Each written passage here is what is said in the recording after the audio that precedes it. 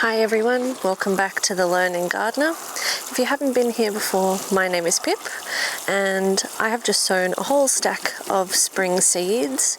We still have a few days left of winter, although the last few days have been about 27 degrees, and we're going to have a bit more of that, which if you're in America, that is about, I think, 82 Fahrenheit, which is ridiculous for winter and makes me very, very nervous about what summer is going to bring, especially seeing we've had a lot of rain and there's a lot of undergrowth, and it's been a few years since we've had any major bushfires, so I'm a bit nervous, but you know, what can we do?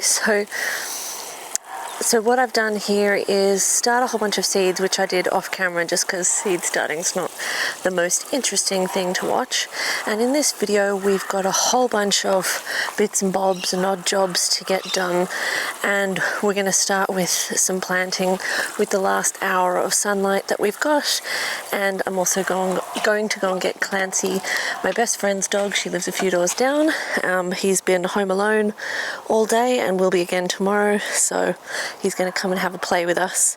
But first, I need to get these seeds out of prime rumble zone. Before we get going with the planting that we've got, oh, you just sat on an asparagus spear. Before we get going with the planting we've got to do, I just wanted to show you guys the difference a couple of days is making in this heat.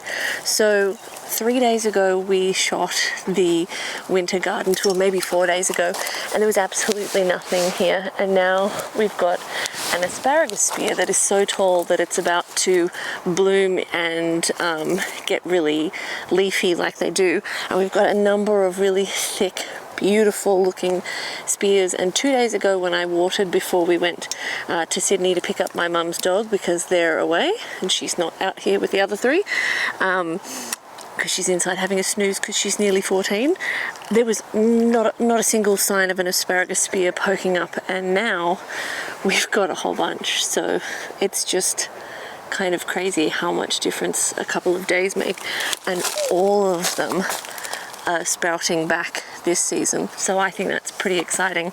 I've got some prosciutto inside, so I'm gonna maybe have some asparagus for dinner with prosciutto for the first time ever. When we had a raw asparagus the other day, it was quite tasty.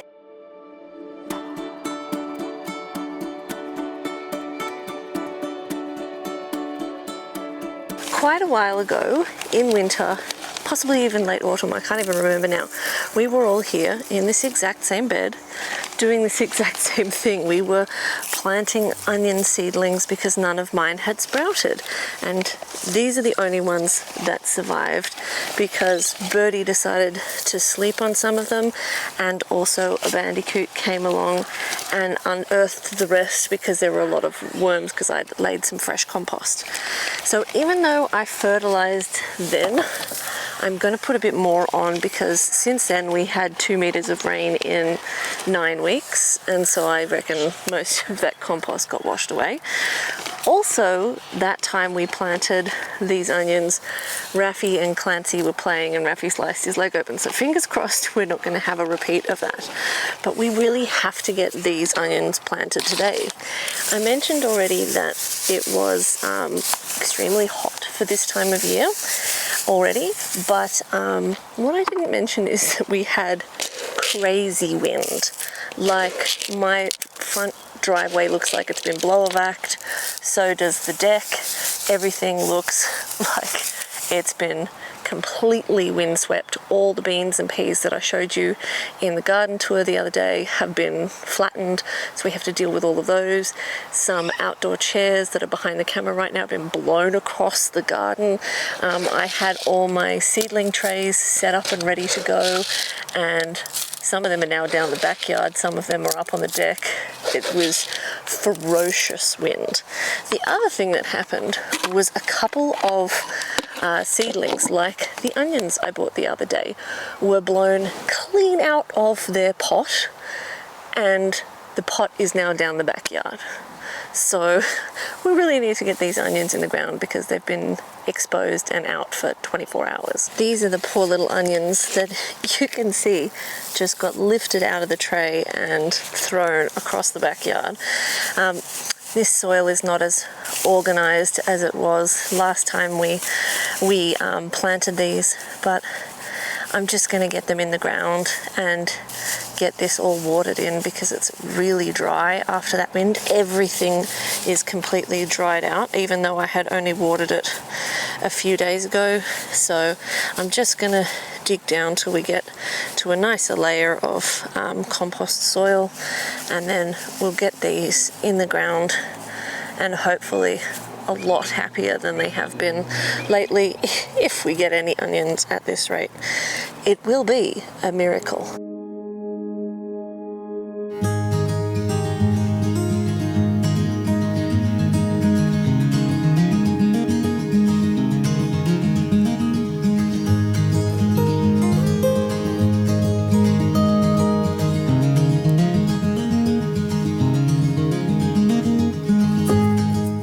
This bed had a healthy dose of compost previously, so I decided what I would do this time is just plant the onion seedlings and then cover their roots with a little bit of potting mix that I had nearby, and cover them with some protection so that Birdie couldn't get in there and dig them all up again or sit on them, and hopefully it would also keep bandicoots off and give these little seedlings a chance to actually root in and potentially give us some onions.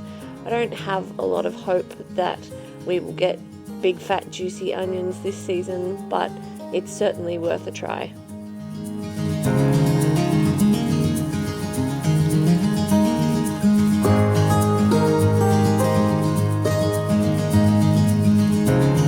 The next job in all the random bits and bobs jobs that we've got to do this weekend is that we're going to try and plant up some of these. So here we have a snowball viburnum tree. There is also another one here which I was debating moving, but I've just decided it's about to bloom, so I'm going to leave it there. You can see I have shuffled the apple and lavender away from here, which is where it was. I decided it was heavy enough that even though the ground's not level there, it'll be fine. Here we have an Annabelle hydrangea, a light purple buddleia, and an echium. Now the goal is to cover this beautiful thing and have things grow up that not only maybe provide some privacy, but just mainly just hide this hideous fence. But also this should be a very happy pollinator area. I tend to find in this area the snowball viburnums bloom quite early in spring, and then you get the later blooms of the hydrangeas. So because this area was quite heavily weeded, I have laid down heaps of newspaper and cardboard. So what I'm going to do is just essentially create berms, and then as these guys grow and they need more root space, by then the cardboard will have broken down and then they'll be able to root into the ground. But it is quite warm in the sun today, and we've got an appointment to get to, and I can't believe this is a winter day. This is ridiculous, but we're going to get on with this. And oh, I forgot to tell you guys, I cooked the asparagus in prosciutto, first time ever. Pretty tasty, but too long for any of my pans, but worked out fine. So let's get to this work. We're going to pull back the mulch, pour on some potting mix because that's all I've got, put some fertilizer in, and get these guys all covered back up before the day gets too toasty.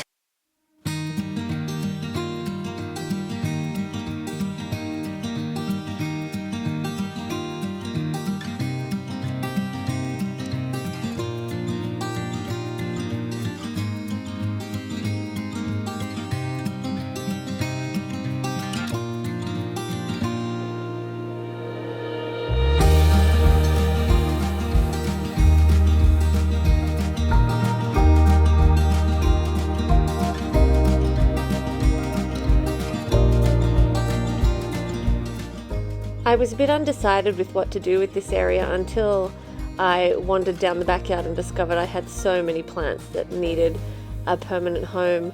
This poor echium had been repotted recently, and it's so keen to grow that it had already started to wind its roots around the base of this pot.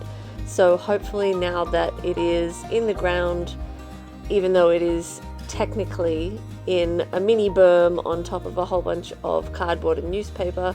Hopefully it will be able to take off and we will soon have some beautiful spires growing here that will keep our bees happy throughout summer.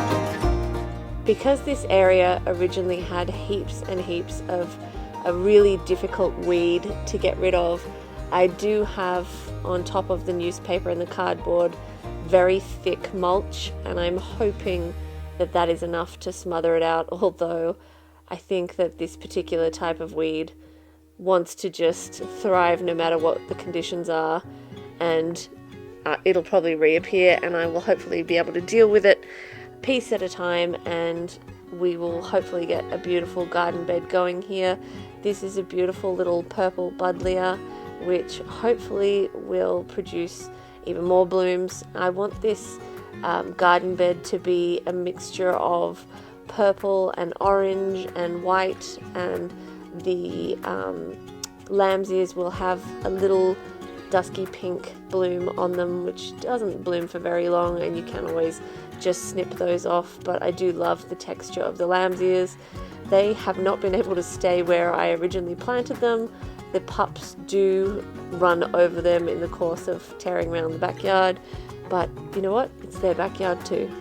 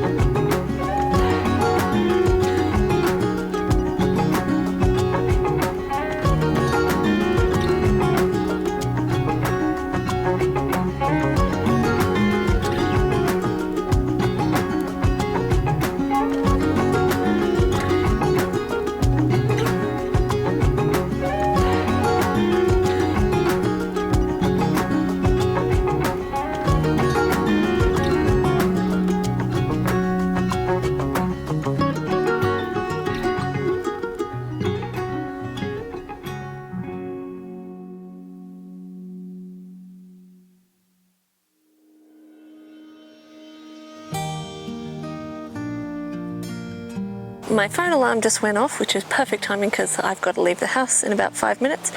But you can see we got everything planted in and watered in.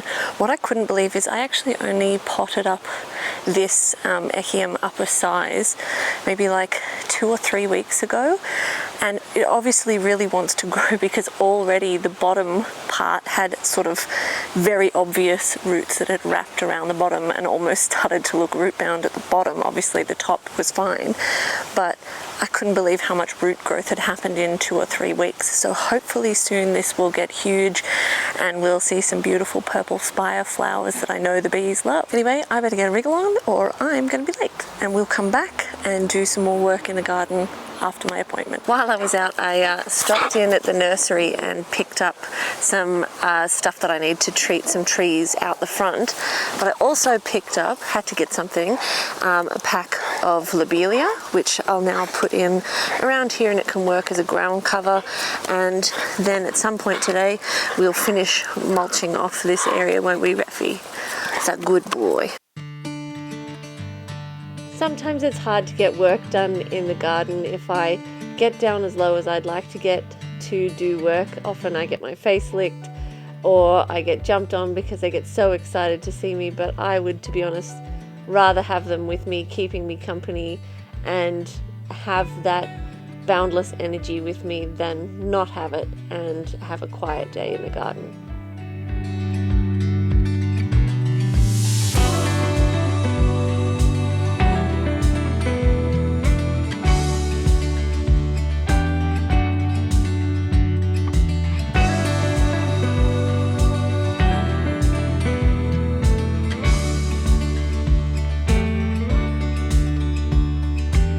The next job on the list is one I hoped I would never have to do.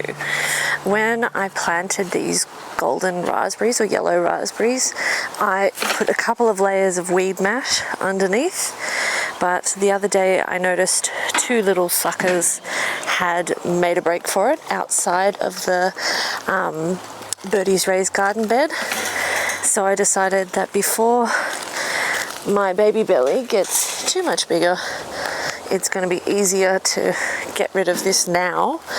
And I mean, look, the problem is that I really would like to try what a yellow raspberry tastes like. And 3 days ago, there was no real signs of spring life on this plant, but with all the heat we've had, it has woken up and the suckers have come back with a vengeance. And I'll show you close up how many there are, because I know the light in this area is a little tricky at the moment, but I have already pulled up at least 100 suckers. So this thing really wants to multiply. So what I'm going to do is take it out in one piece if I can, and I'm going to pop it in this container, which has a solid bottom because it is a self-watering container. Now I don't have any more berry mix, potting mix, and they didn't have any at the nursery. These glasses are driving me crazy, so it'll just have to survive with whatever it gets. And then the rest of it, because it's filled with raspberry suckers, is gonna go in the bin. So now we've got the very stabby job of trying to get this thing out in one piece, or as close to as we can. You always hear about raspberries being thugs and blackberries being thugs, and I thought the blackberry was bad whenever a cane touched down it decided to root into the ground, but this is unreal. At least the blackberry doesn't pop up all these little suckers. At least if it survives this, we'll get to try some yellow strawberries, although that would be cool. Yellow raspberries, and see if they're any good. But with a baby on the way, I would like to keep as many fruit plants as possible to provide Bubsy with healthy fruit options. Why isn't that going through? It's an angry raspberry, Reffy. Can you say angry raspberry? So I've put in some soil amendments, although I almost feel like this thing has too much zest for life and doesn't need any amendments. But I suppose we don't want it to die of transplant shock. So I'm not even going to bother trying to remove all these suckers. I'll just remove the ones that are a bit loose at the moment. If I try and remove all of them, I'll be here for the rest of my natural life. But I'm just going to finish potting this in, and then at some point, once I've tidied up the deck a bit more, I will move it onto the deck, because at least then, even if it decides to really try and invade my life, it can't embed itself into the deck, or I guess it could try. But I might also try and see if I can get it to sit inside a tomato cage, because then at least it's less of a beast on the deck. So let's see what we can manage.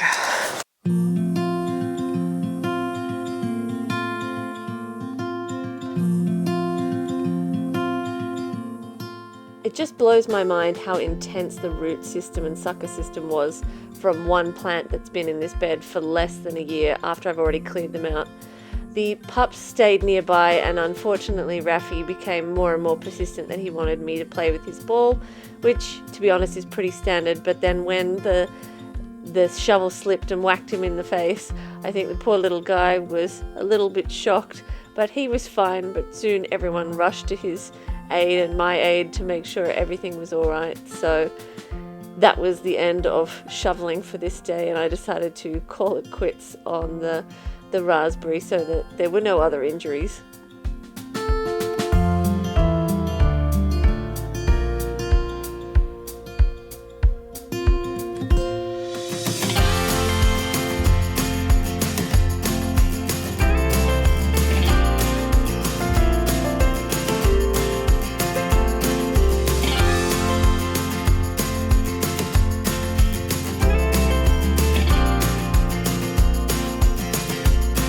I'm just going to see if it's possible to thread these canes through into the tomato cage. And then I'm going to take that soil out to the garbage bin. And some of these I think are going to have to, because I don't want to break the canes, I might actually have to clip them to the pole. But I'm not going to be able to empty that Birdie's raised garden bed today, just because there's a limit to how much soil I can put in the garbage bin and then still have it picked up. And I don't have a trailer to do a tip run, so it just, we got one cane underneath, so it'll just have to be another one that joins the bit by bit process of filling up the garbage bin with all the weeds and waste products and topsoil filled with glass from the trench digging. But at least for now we have stemmed the enthusiasm of this, even if there are still 6 million suckers in that residual soil.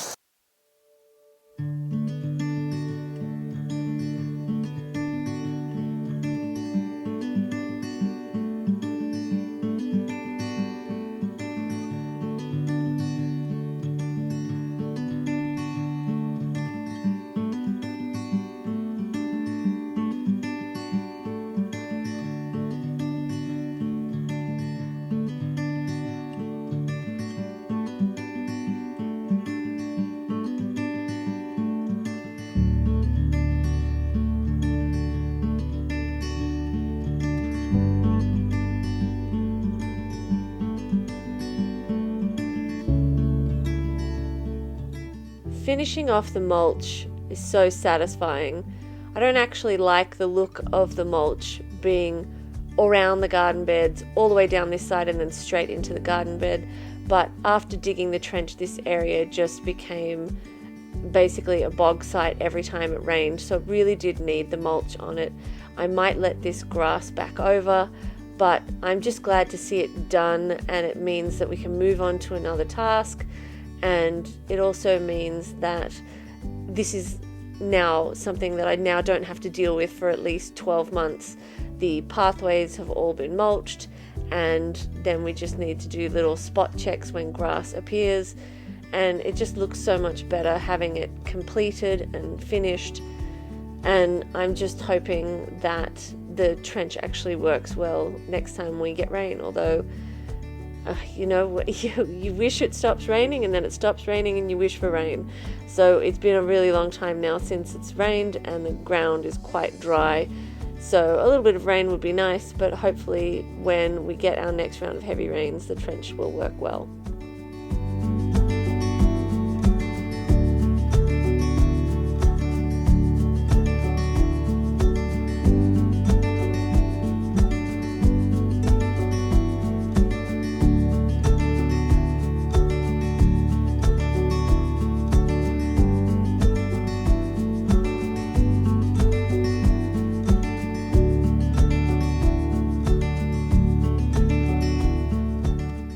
This poor little succulent was another victim of the wind. It had also been blown out of its pot, so it was time to get it in the ground and hopefully it'll survive.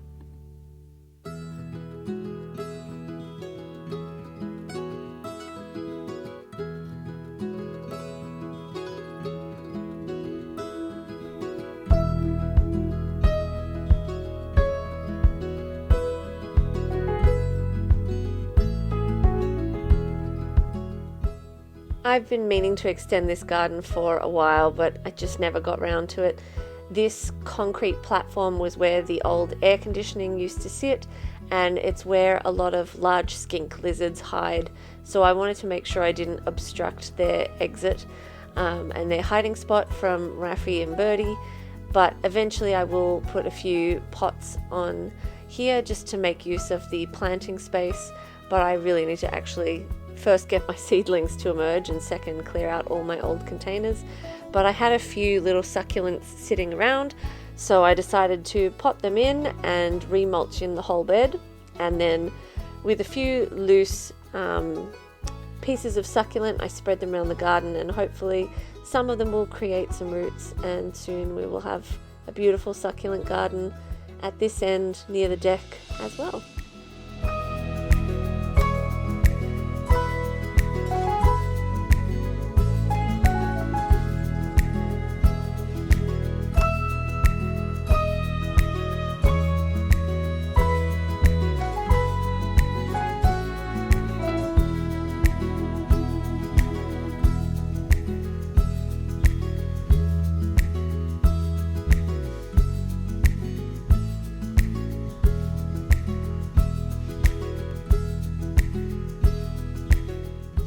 On the recent garden tour, everything looked so beautiful, but just a few days later, we've had some horrific winds, and you can see the beans and the snow peas have just been smashed, and the garden beds look pretty rough and beaten up. But by the end of the day, the asparagus had actually started to open up and bloom, and I was surprised to see so much change on a single plant within the space of a day. But I really needed to sort out the snow peas and get their trellising system re-supported, if only temporarily, and get all the snow peas picked so that I can get ready to take this plant out maybe within the next week or two, because it's just not doing so well with the heat waves. But we did get a beautiful harvest, and there really is nothing like fresh snow peas straight from your garden. It's absolutely beautiful. I really appreciate you guys hanging out with us. I hope you've enjoyed this video. I'd really appreciate it if you subscribe to this channel. It helps it grow, and we will hopefully see you in the next video. Thanks for watching.